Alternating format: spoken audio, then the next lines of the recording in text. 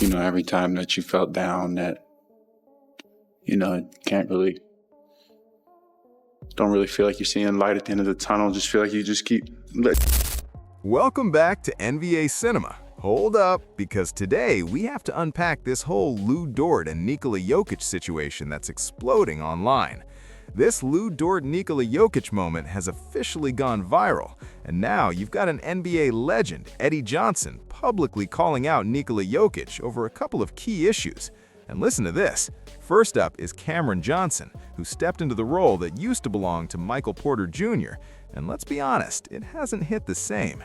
The moment I saw that shift, I thought about how Porter Jr. and Aaron Gordon, both around 6'10", quietly masked Jokic's lack of rim protection and interior resistance.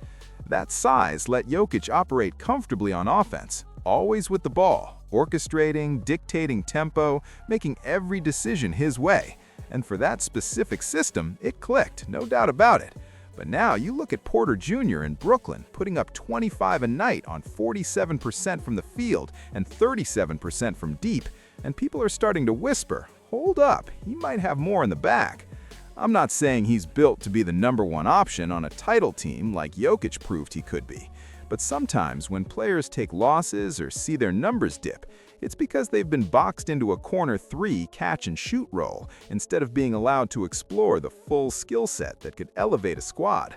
So before we dive into the Lu Dort situation and why Jokic is getting dragged online for what happened in that game, let's run what Cam Johnson actually said first, because this sets the tone for everything. It's a lot of things, man. There's a lot of things. One is understanding that you've been through it before. Understanding that, every time that you felt down that, don't really feel like you're seeing light at the end of the tunnel, just feel like you just keep letting yourself down, letting your teammates down, that every time that's happened, I've been able to turn it around, get back on track some way, somehow. Hasn't knocked me out of the game completely yet. Hasn't forced me to hang it up, hasn't forced me to, miss every shot for the rest of my career.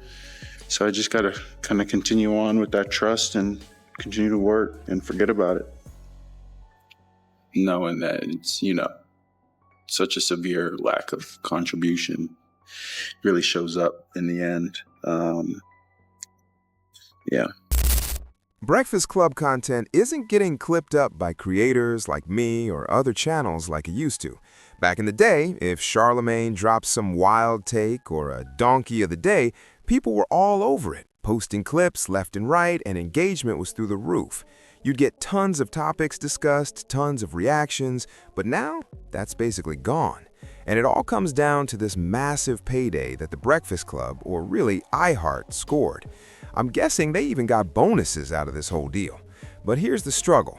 This move really makes you think twice about signing with a big network or putting your content behind a paywall. People always say, okay, look at Joe Budden, look at Rory and Maul. They've got Patreons. But here's the difference. When they went behind a paywall, they still left a lot of their content free. Joe drops his best stuff on Patreon, yes, but he still posts twice a week for free on audio platforms and puts full episodes on YouTube. And if you want the premium content, you could pay for it. With the Breakfast Club?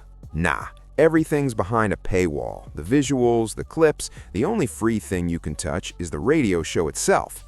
And a lot of the audience isn't even tuning in to the radio show. That's when you start seeing the limitations of the Netflix app, right? It's tough to use Netflix like YouTube. It just wasn't built for it.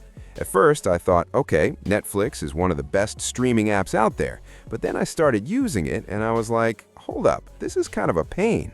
You can't just leave it in the background, navigate your phone, and switch between apps easily. Clicking in and out of content, trying to watch another video, is just not smooth, even though the content is high quality. YouTube? That's a whole different ecosystem. You've got bad internet? No problem. YouTube adjusts. Great internet? You're covered. Click in and out, pick up where you left off, it's seamless. Netflix has some of that, but it's nowhere near YouTube's level. Another thing to note, the podcast side of Netflix's investment is short-term. This is all part of Netflix trying to break into the YouTube market. But here's the kicker.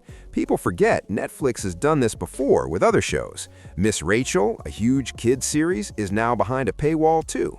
Netflix doesn't care about the Breakfast Club or its fans or the community and comments section. They're thinking dollars. Millions of subscribers paying $15 a month means Netflix has the cash to run this little podcast experiment. I mean, $1 billion deal? That's pocket change for a multi-year deal with one of the biggest corporations in American business history. So they don't really treat the podcast content with care the way iHeart would, or even Spotify might.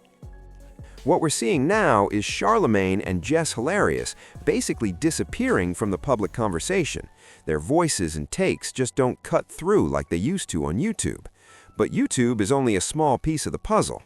YouTube used to act like a funnel for other creators on Twitter and TikTok, driving engagement everywhere. Now, a lot of creators aren't even touching Netflix Breakfast Club clips because the barrier to entry is way too high. Screencasting Netflix is tough, many computers block it because of copyright, and while there are some workarounds, most people just move on to easier content. I've been watching other clips and nobody's even reacting to the Breakfast Club anymore. It's not that the show fell off, it's that access is locked down.